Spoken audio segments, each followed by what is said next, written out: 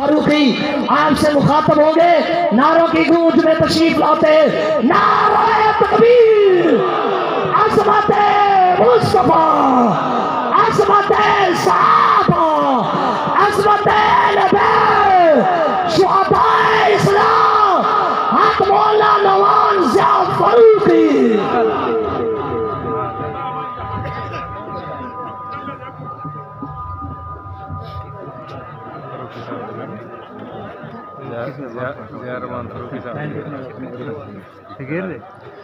السلام علیکم ورحمۃ اللہ وبرکاتہ۔ السلام علیکم ورحمۃ اللہ وبرکاتہ۔ نحمدہ ونصلی ونسلم علی رسولہ الکریم، اما بعد، اعوذ باللہ من الشیطان الرجیم، بسم اللہ الرحمن الرحیم۔ قال اللہ تبارک و تعالی فی کلامہ المجید و فرقان الحمید، محمد الرسول اللہ والذین معہ اشداء علی الکفار رحماء بینہم، وقال النبی صلی اللہ علیہ وسلم اصحابی کالنجوم فبأیہم اقتدیتم اہتدیتم۔ صدق اللہ العظیم وصدق رسولہ النبی الکریم، ونحن على ذلك لمن الشاہدین والشاکرین والحمد للہ رب العالمین۔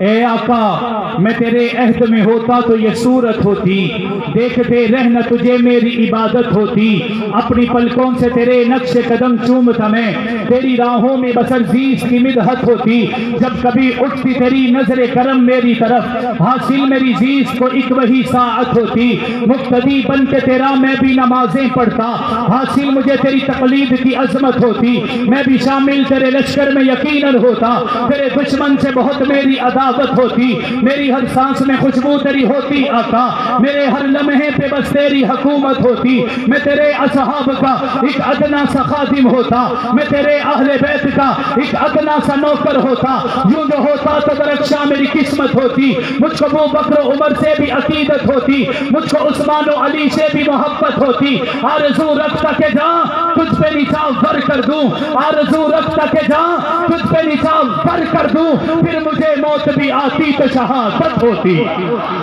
اسی کا دنیا میں نام ہوگا صحابہ کا جو غلام ہوگا، اسی کا دنیا میں نام ہوگا صحابہ کا جو غلام ہوگا، کرے صحابہ سے جو محبت وہی ہمارا امام ہوگا، حقیقتوں کا دور ہے یہ، تم اس حقیقت کو یاد رکھنا، جہاں میں مثل شمس و قمر میرے صحابہ کا نام ہوگا، یہ ممکنات جہاں نہیں ہے گلوں سے خوشبو کو چھین لینا، یہ ممکنات جہاں نہیں ہے پھولوں سے خوشبو کو چھین لینا، جہاں نبوت کا ذکر ہوگا وہاں صحابہ کا نام ہوگا۔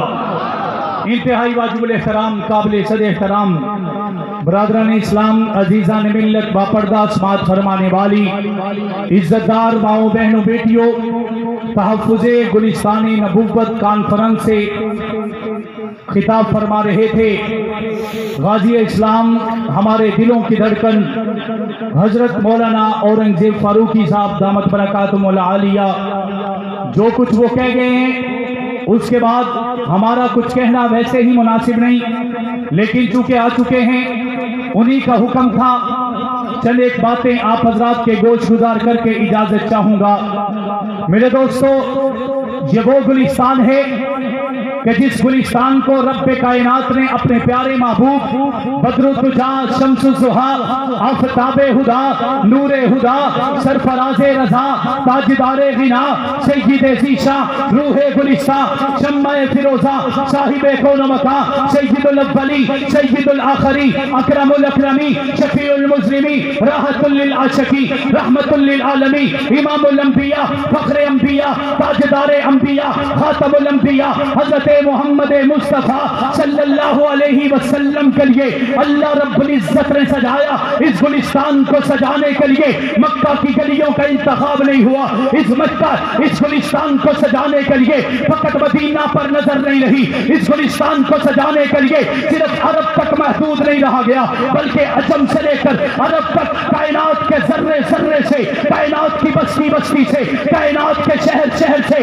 اس زمانے کے اندر ریاست ریاست مدینہ کے والی کے لیے ایک گلستان تیار کرنے کی سعی کی گئی. اس سعی کے اندر سب سے پہلے ابو بکر صدیق کو لایا گیا, پھر عمر فاروق کو لایا گیا, پھر عثمان غنی کو لایا گیا, پھر علی المرتضیٰ کو لایا گیا. 1,44,000 یا 1,29,000 صحابہ آقا کے گرد ایک گلستان کی شکل میں رہے, اور یہ خوشبو ایسی لے کر زمانے کو مہکاتے رہے. ابو بکر آئے 45 سال نبی کے قدموں میں رہ کر آقا کی عزت و عظمت کا تحفظ کرتے رہے. عمر فاروق آئے آقا دو جہاں کی عزت کی قسم کھاتے ہوئے خانہ کعبہ کے دروازے آقا کے لیے کھلواتے ہوئے نظر آئے. حضرت عثمان غنی آئے, اپنی ساری زندگی کی جمع پونجی اس پھول کی خوشبو کی طرح آقا کے قدموں پر قربان کرتے چلے گئے.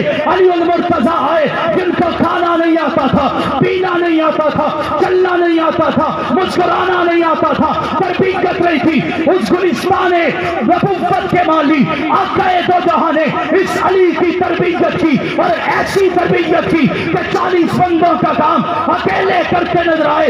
یہ گلستان بنا دیا گیا, اس گلستان کو سجا دیا گیا. یہ مہک لے کر, یہ خوشبو لے کر, یہ ترنم لے کر, یہ نعت لے کر, یہ تقریر لے کر, یہ تبلیغ لے کر, یہ واز لے کر زمانے میں پھیلتا چلا گیا, خوشبو پہنچاتا چلا گیا. مکہ سے نکل کر مدینہ تک, مدینہ سے نکل کر شام تک, شام سے نکل کر لبنان تک, پاکستان تک, ہندوستان تک, افغانستان تک یہ گلستان نبوت کا فیض پھیلتا چلا گیا. آج ککر ہٹا کی سرزمین پر یہ دیوانے جو آئے بیٹھے ہیں, اسی ابو بکر کی خوشبو کو دل میں سمائے بیٹھے ہیں, اسی عمر کی خوشبو کو دل میں بسائے بیٹھے ہیں, اسی عثمان غنی کی خوشبو سے اپنے دل و دماغ کو معطر کیے بیٹھے ہیں, اسی علی المرتضیٰ کی جرت کی خوشبو کو اپنے دل و دماغ میں پیوست کیے بیٹھے ہیں, اسی حسن اور حسین کی خوشبو کو لے کر جنت کے راہی بڑے بیٹھے ہیں. امیر معاویہ کے احسانوں کے بدلے میں آج محمد کے ترانے اور صحابہ کے فسانے سنا رہے ہیں. ایسا ہے یا نہیں؟ یہ گلستان نبوت ایسا باغ ہے جس کی آبیاری خود خدا نے کی, رب العلا نے کی. جہاں پر ضرورت پڑی اس میں مہک کا اضافہ امنہ کے در یتیم کرتے چلے گئے. کسی کو صداقت میں اعلیٰ کہا, کسی کو عدالت میں اعلیٰ کہا, کسی کو سخاوت میں اعلیٰ کہا, کسی کو شجاعت میں اعلیٰ کہا, کسی کو سیاست میں اعلیٰ کہا, کسی کو محبت میں اعلیٰ کہا. یہ سارے صحابہ آقا کے گلستان میں آ گئے. ان گلستان کے سارے پھولوں میں جو ابو بکر صدیق ہے وہ سب سے پہلا پھول ہے, جس کی مہک سے 38 نامور صحابہ محمد کا کلمہ پڑھ کے اسلام کے آغاز میں چلے آئے. ابو بکر صدیق 45 سال تک نبی کی خدمت میں رہے. آقا دو جہاں کے شانہ بشانہ چلتے ہوئے نظر آئے. آقا کے مشرق اور مغرب, شمال جنوب میں محافظ بن کر نظر آئے. اسی ابو بکر صدیق نے آقا کی عزت کے لیے, آقا کی عظمت کے لیے لوگوں کو دعوت دی. ایسی خلوص کی دعوت, ایسی محبت کی دعوت. حضرت عثمان جن کا تذکرہ سن کر آقا کا کلمہ پڑھیں اسے ابو بکر صدیق کہتے ہیں. تو عثمان ابن مظلوم جو آقا کا کلمہ پڑھیں اسے ابو بکر صدیق کہتے ہیں. حضرت سعد نے ابو بکر کی وجہ سے کلمہ پڑھا, زبیر نے ابو بکر کی وجہ سے کلمہ پڑھا, عبد الرحمن بن عوف نے ابو بکر کی وجہ سے کلمہ پڑھا, عبیدہ بن جرہ نے ابو بکر کی وجہ سے کلمہ پڑھا. کتنی کمال کی بات ہے. اس گلستان میں ابو بکر ایسا پھول ہے. آقا نے 10 صحابہ کے بارے میں فرمایا ابو بکر جنتی ہے, عمر جنتی ہے, عثمان جنتی ہے, علی جنتی ہے, طلحہ جنتی ہے, زبیر جنتی ہے, عبیدہ جنتی ہے, عبد الرحمن جنتی ہے. ان 10 عشرہ مبشرہ صحابہ نے 6 صحابہ کو کلمہ پڑھا کر مسلمان بنانے والے کا نام ابو بکر صدیق ہے. آقا نے فرمایا خیر القرون کرنی, سب سے بہترین زمانہ میرا زمانہ. بلند آواز سے اور بلند آواز سے جو گلستان سے محبت لیے بیٹھے ہیں, بلند آواز سے ہاتھوں کو اٹھا کے میرے والد نے ایک جملہ اس میں اضافے کے طور پر کہا. میرے والد نے فرمایا کہ کرنی میرا زمانہ. کس کا؟ آقا فرما رہے ہیں میرا زمانہ. کرنی میں جو کاف ہے صدیق کی ہے. بلند آواز سے، بلند آواز سے. جو کرنی میں راہ ہے یہ عمر کی ہے. یہ کرنی میں نون ہے یہ عثمان کی ہے. کرنی میں جو یا ہے یہ علی المرتضیٰ کی ہے. حقیقت میں اللہ کے لاڈلے پیغمبر یہ فرما دینا چاہتے ہیں، یہ کہہ دینا چاہتے ہیں کہ کرنی کے اندر جو زمانہ ہے میرا زمانہ خیر کا زمانہ ہے. ابو بکر کا زمانہ خیر کا زمانہ ہے. عمر کا زمانہ خیر کا زمانہ ہے. عثمان کا زمانہ خیر کا زمانہ ہے. علی کا زمانہ خیر کا زمانہ ہے. اللہ کے لاڈلے پیغمبر نے کرنی کہہ کر قیامت تک آنے والے لوگوں کو یہ بتا دیا کہ گلستان جب سجے گا اس گلستان کی ہر خوشبو، ہر مہک، ہر کسی کے لیے افضل ہوگی، اعلیٰ ہوگی، عرفہ ہوگی. لیکن اس گلستان میں جو کرنی کے مصداق ٹھہریں گے وہ جنت کے والی ٹھہریں گے، وہ ہمارے امام ٹھہریں گے، ہم انہی کے خادم ٹھہریں گے، ہم انہی کے غلام ٹھہریں گے. میں انہی پھولوں کے اندر سے ایک پھول کا تذکرہ کر کے بات ختم کرنے جا رہا ہوں. ایک صحابی ہے حضرت سعد. کیا نام ہے؟ بلند آواز سے اور بلند آواز سے. اس سے پہلے ایک ضمن بات آ گئی، جنگ احد ہے. آقا نے انہی پھولوں کی طرف دیکھ کر فرمایا اٹھ کے آؤ کون میرے لیے جان دے گا. بلند آواز سے، بلند آواز سے. روایات میں آتا ہے 7 چھوٹے چھوٹے بچے، 7 بچے چھوٹے چھوٹے انصاری بچے آقا کی عزت کی قسم اٹھ کے کھڑے ہوئے. انہوں نے آقا کی عزت کے لیے اپنی جان دے دی. روایات میں آتا ہے کسی نے پوچھا یہ کیا ہے؟ کہنے والے نے کہا پھول کی خوشبو ہے. کیا ہے؟ بلند آواز سے کیا ہے؟ جنگ احد ہے. حضرت سعد کھڑے ہیں. ہمیشہ خوشبو ایسی ہوتی ہے کہ جو تشدد اور ظلم کے بعد بھی، ٹھٹھڑتی راتوں کے بعد بھی، گرم راتوں کے اندر بھی اپنے پھول کو مہکا دیتی ہے. ہمیشہ پھول افضل اور اعلیٰ بھی وہی ہوا کرتا ہے جو کٹھن دور سے گزر کر، جو جبل استقامت بن کر اپنی خوشبو کو زمانے کے اندر رہتے ہوئے معطر کرتا ہے. حضرت سعد کھڑے ہیں. آقا دو جہاں نے پوچھا سعد آج تیرا چہرہ اترا ہوا ہے، پریشان کیوں ہے؟ حضرت سعد نے کہا آقا کوئی بات نہیں. آقا نے فرمایا تو بتاتا ہے یا میں بتاؤں؟ آقا میں بتاتا ہوں کہ جب ہجرت کی رات تھی میں نے اپنے سسر سے کہا، میں نے اپنے والد سے کہا، رشتہ داروں سے کہا کہ ایک طرف میرے آقا کا حکم ہے کہ میں ہجرت کر جاؤں، دوسری طرف آپ کہتے ہیں کہ تجھے یہاں سے جانے کی اجازت نہیں. تو انہوں نے کہا یہ اٹل حقیقت ہے، اگر تو چلا جائے گا تجھے کچھ نہیں ملے گا. حضرت سعد کہتے ہیں میری بیوی تھی، میرا ایک چھوٹا سا بچہ تھا جس کو دیکھ کر میری پیاس اترتی تھی، میری بھوک ختم ہو جاتی تھی. میں نے اپنے والد سے کہا کہ مجھے اپنی بیوی اور بچے کو ساتھ لے جانے کی اجازت دیجیے.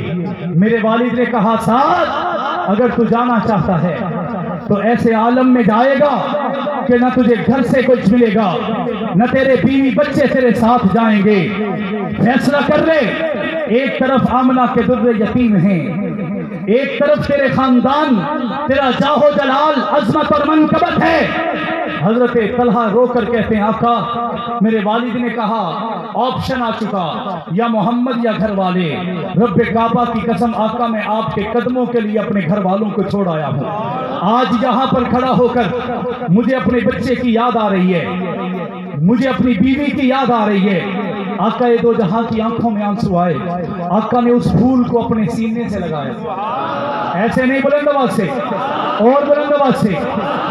اس پھول کو اپنے سینے سے لگایا اور سینے سے لگا کر کہا ایسا تو زمانے کو ضرور چھوڑ آیا ہے، تجھے محمد کے وجہ سے بڑا ظلم برداشت کرنا پڑا ہے، لیکن آج محمد اعلان کرتا ہے جو تو چھوڑ آیا ہے اللہ اس کا بدلہ تجھے دنیا میں بھی عطا کریں گے، جنت میں بھی عطا کر دیں گے. پھر یہی پھولیں. اپنی بات کو اختتام کی طرف لیے چلتا ہوں. ہم کچھ کریں تو دنیا میں چرچا ہو جائے، ہم قربانی کریں دنیا کے اندر ہمارے نام کا ڈھنکا بج جائے، لیکن میں قربان محمد کے صحابہ کے قدموں پر، وہ ایسے پھول ہیں ہم روزہ رکھیں تو شاید ہمارے محلے میں ہماری عظمت بڑھ جائے، لیکن یہ پھول روزہ رکھیں تو اللہ کا قرآن بن جائے، یہ نماز پڑھیں اللہ کا قرآن بنے، یہ جہاد کریں اللہ کا قرآن بنے، یہ تجارت کریں اللہ کا قرآن بنے، یہ نبی کا دفاع کریں اللہ کا قرآن بنے، یہ آقا کے گرد آ جائیں اللہ کا قرآن بنے، آقا کے محافظ بنے اللہ کا قرآن بن جائے، آقا کے شدائی بن جائیں آقا کا قرآن بنے، آقا کے فدائی بنے اللہ کا قرآن بن جائے۔ میں اور تو اپنے سجدوں کی جبی روشن کر لیں تو دنیا روشن ہو، لیکن جب وہ اپنے سجدوں کی جبی کو روشن کرے اللہ کا قرآن ان کے سجدوں کی جبی کی قسمیں اٹھاتا ہوا نظر آئے۔ بات یہیں پر نہیں رکی، میرے والد کہا کرتے تھے میں نے تورات کو دیکھا حضرت موسیٰ پر نازل ہوئی، لیکن حضرت موسیٰ کی اس کتاب کے اندر 13 مرتبہ حضرت موسیٰ کے صحابہ کا ذکر ہے، اسی تورات کے اندر 17 مرتبہ محمد کے صحابہ کا ذکر آیا ہے۔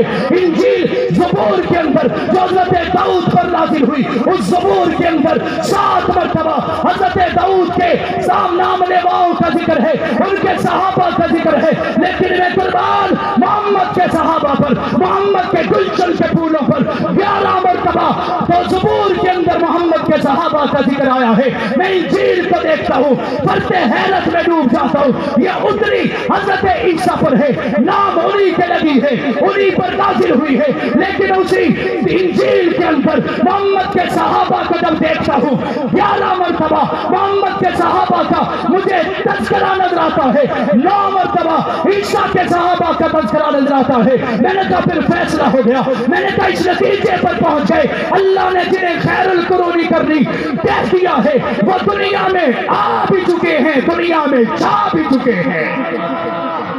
آپ کو بھی ان کے لیے نکلنا پڑا تو نکلیں گے، وہ جو نکلے گا سارے نکلیں گے۔ ابو بکر کو اللہ کے نبی نے فرمایا کہ مجھ پر اتنے احسان ہیں، بدلہ میں نہیں خود خدا دے گا۔ اس ابو بکر کی حفاظت کے لیے اگر آنا پڑا تو آئیں گے۔ حق نواز جنگوی، اسحاق القاسمی، مختار سیال، اعظم طارق، علامہ ضیاء الرحمان اور علی شیر حیدری، 10,000 کارکن، 3 درجن سے زیادہ قیادت قبر کی پتال میں اتری ہے اسی گلشن کی حفاظت کے لیے۔ ان کے بچے یتیم ہوئے ہیں، ان کی بیویاں بیوہ ہوئی ہیں، وہ گھر سے بے گھر ہو چکے ہیں، ان کے والدین بے آسرا ہو چکے ہیں، لیکن انہوں نے جب قسم کھائی تھی اس گلستان کی حفاظت کی، رب کعبہ کی قسم، جوانیاں لٹائی جا رہی ہیں، بچے یتیم کروائے جا رہے ہیں، اپنی بیویوں کو بیوہ کروایا جا رہا ہے، لیکن اس گلشن کے تحفظ کے لیے کوئی تختہ دار پر بھی لٹک کر مسکراتا ہوا چہرہ دکھا رہا ہے، کوئی پھانسی کے پھندے کو بھی چومتا ہوا نظر آ رہا ہے، کوئی کئی سال لاپتہ رہنے کے بعد رہائی کے وقت والدین سے پہلے قیادت کے ماتھے کو بوسہ دیتا ہوا نظر آ رہا ہے، پابندے سلاسل ہو کر، ہتھکڑیاں پہن کر، بیڑیاں سجا کر صحابہ کے ترانے گاتے ہوئے نظر آ رہے ہیں۔ کسی کو پھانسی لگی، وہ کہنے لگا میری آخری خواہش یہ ہے کہ میں قبر میں اتروں، میرے جنازے پر وبیلا نہ ہو، میرے جنازے پر مٹھائی تقسیم ہو۔ میں نے جنگوی کے دیوانوں میں نے ایسے شخص کو بھی دیکھا ہے جنازے کے بعد لوگ گلے مل کر روتے ہیں، لیکن اس کی شہادت پر اس کے والد نے جنازے کے بعد مٹھائیوں کی ٹوکریاں لا کر دی، لوگوں کی چیخیں نکل گئی۔ اس کے والد نے کہا میرے بیٹے کی وصیت تھی، مجھے رونا نہیں ہے، مجھے قابل فخر سمجھنا ہے۔ وجہ یہ ہے کہ اماں عائشہ الصدیقہ طیبہ طاہرہ عابدہ عفیفہ کے لیے جان دے کر جا رہا ہوں۔ آئیے کوکر ہٹا کے نوجوانوں سے پوچھنا چاہتا ہوں جو سرزمین کئی شہیدوں کا جنازہ اٹھا چکی ہے، بتائیں صحابہ کی عزت کے لیے چلیں گے یا نہیں چلیں گے، نکلیں گے یا نہیں نکلیں گے؟ صحابہ کی عظمت کے ترانے گانا پڑے تو گائیں گے، جنگوی کے نعرے لگانا پڑے تو لگائیں گے۔ تم ایسا کرنا، کوئی جگنو کوئی ستارہ سنبھال رکھنا، تم ایسا کرنا، کوئی جگنو کوئی ستارہ سنبھال رکھنا۔ میرے اندھیروں کی فکر چھوڑ، بس اپنے گھر کا خیال رکھنا۔